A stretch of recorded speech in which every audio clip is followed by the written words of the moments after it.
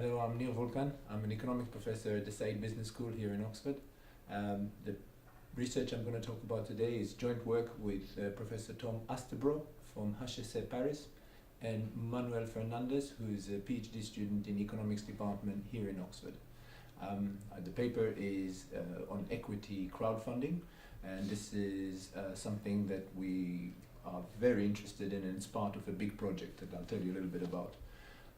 Both Tom Åstebro and I are interested in entrepreneurship and have worked for the last few years on entrepreneurship, and I'm also in part of the finance group, so equity crowdfunding falls naturally into the kind of things I'm interested in. More so, even more important is that this company Seeders that we're working with was started by two of my former students, two MBA students here in Oxford, Jeff Lynn and Carlos Silva. And in fact, I supervised that project when they first started, and that project became Seeders. Seeders is an equity crowdfunding company. Equity crowdfunding is a little bit different than reward-based crowdfunding, which is what most people have heard of, things like Kickstarter, where you put some money and you get you get the product when it's ready, or you get a t-shirt, or you just get a thank you from the people who are starting it. Equity crowdfunding is different. It's proper investing in the sense that the company is asking, let's say, for £100,000 in return for 20% equity in the company. Everyone puts in £10, £15, and so on. The crowds put that. If enough money is raised, i.e. if at least 100,000 is raised, then Seeders, on behalf of all these small investors, make an investment in the company and get an equity stake. So in that sense, it's much more like VC funding, which again is something we here in the Said Business School are very interested in, and many of my colleagues have worked on this. So this is the background, this is how we got into it, and it was easy to convince Jeff and Carlos, our students, to give us the data, and the data is wonderful. One of the nice things about having this web-based things is everything is recorded, and so we can see minute by minute how investors behave. What do they respond to? What kind of things in the campaign? So campaign takes 60 days. In Seeders it's fixed, it's only 60 days. During those 60 days, minute by minute, things happen, investments or pledges are made to a campaign. We can see if and how people respond to that.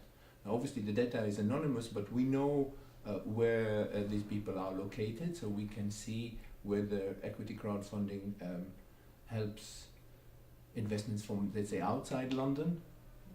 Does it sort of empower people from the suburbs, from smaller parts of the country? And not just the UK, it's Seeders takes from investments from all over Europe. We can look at things like gender type questions, if more women or men invest in companies and so on. And so there's a very, very rich data set, which is wonderful. It also means a lot of work, so it's probably a beginning of a long-term project that we do.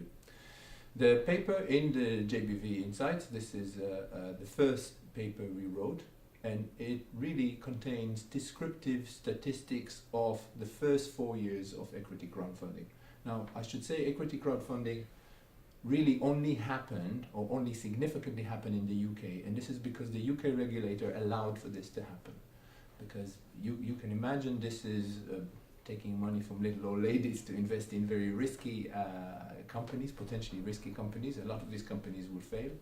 And so many other countries like the US until recently didn't allow for this to happen. So the UK did allow for this to happen with certain conditions, of course, and so most of the action has happened here.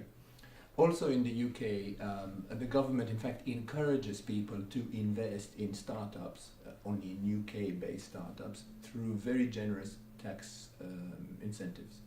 And so that also created this big boom. So Seeders is one of the two leading companies, the two leading equity crowdfunding companies in the UK, but in fact in the world. And so we looked at the data from the first nearly 4 years of work of this company, all the campaigns, and the results are summarized in the paper. And what we also did the other thing we did in the paper is we compare that to data collected from Kickstarter, so from non-equity or reward-based crowdfunding, and in particular from a paper in the JBV that looks at that. And so we see a number of things. First, we should mention in terms of total investment that this is much bigger. The average investment is big, and it's in hundred thousands, the campaign size, and it's growing. This is clearly, there is some kind of niche, there's a gap in the market where entrepreneurs, it's maybe easy to get £10,000 from friends and family, or maybe not that easy, but it's very difficult to raise 100,000 because the VCs are only interested if it's over $1 million and there's some revenue.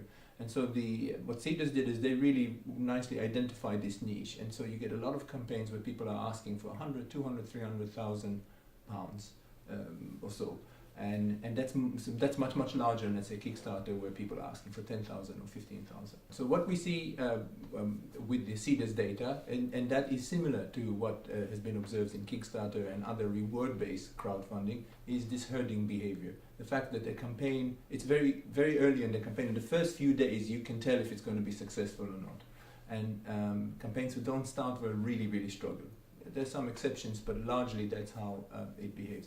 This is something we're very interested in, because you can imagine that being both a good thing, in the sense that people learn from the behavior of others, and there's nothing wrong with that. In fact, there's lots of people like this and think it's going to succeed, then probably there's a better chance it's going to succeed.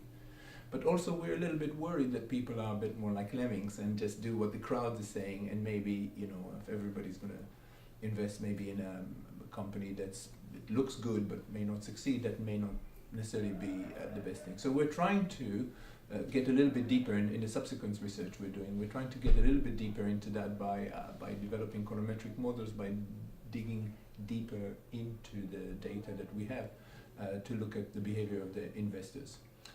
I should say that we are engaged in an A/B type experiment with Seeders, where some investors would see a slightly different landing page. Landing page is the first page you see, which tells you about the campaign, and of course all the information is there and correct, so nobody is being in any way manipulated, but just presenting the thing that tries to attract you to look at the project, we manipulate some of the things we show, and that will allow us really to prove and as much as you can prove what causes people to invest in a project and so on. So that's what we are. That's where we are. That's what we have found. There's much more detail in the paper. The implication of these are clearly important, as they're important to entrepreneurs, of course, who want to understand how to get funded. They're very important for investors who want to be careful and to think, how best to invest their money. But I think mostly for regulators and venture capital, so the practitioners of the entrepreneurial finance space. I think these are the people who are really affected by it. And I think the conclusion from this is there is a gap, and therefore these things are good. They're here to stay. They provide a solution for missing a step in the entrepreneurial finance space, and therefore that's a good thing. Obviously regulators need to think carefully about that, but it could be a force for good. It could, as I said, allow people from remote parts to access capital markets, to get funding for their project. It can allow people to, with teams that are more, some experience, less experience, to really have equal access to the crowds, and let the crowd decide whether to fund it or not. So thank you.